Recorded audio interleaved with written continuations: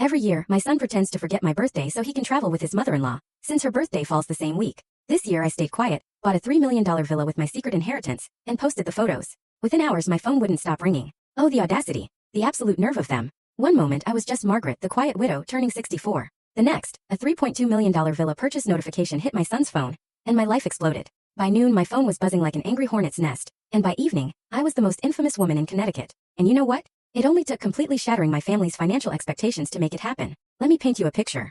Just 3 days before all hell broke loose, it was March 15th, my 64th birthday. 64 years, same day. But according to my son Brian and his darling wife Sarah, it somehow managed to sneak up on them again this year. What a shocking coincidence that it fell right during their annual spring getaway with Brian's mother-in-law, Patricia Wells, whose birthday conveniently lands on March 12th. Now I'm not stupid. I figured out this little dance about 5 years ago. Every year it was the same song and dance. Patricia had some emergency or another.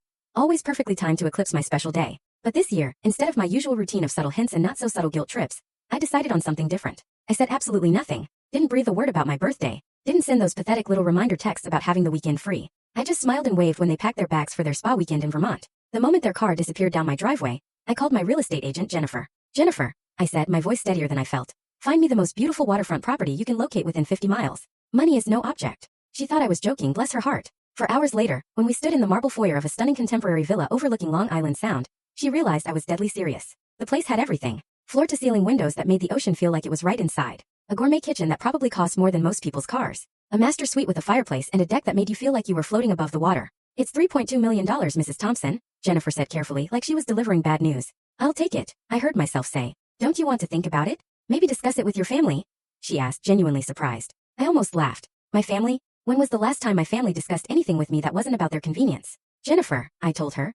I'm 64 years old and I've been thinking for most of them. Wire the funds tomorrow. That was Tuesday. By Wednesday afternoon, the deed was in my name. By Thursday morning, I was posting photos on every social media platform I could remember the passwords to. The living room with its sweeping ocean views. The kitchen island where I'd arranged a small defiant celebration for one. The deck where I'd enjoyed my first solo birthday dinner in decades, complete with champagne and takeout from the most expensive restaurant in the area. The caption was simple.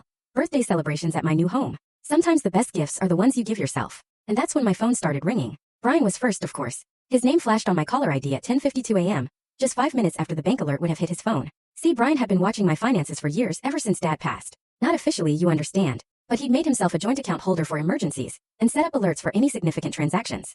Full story on the channel. Link below. Click now and watch what happened next.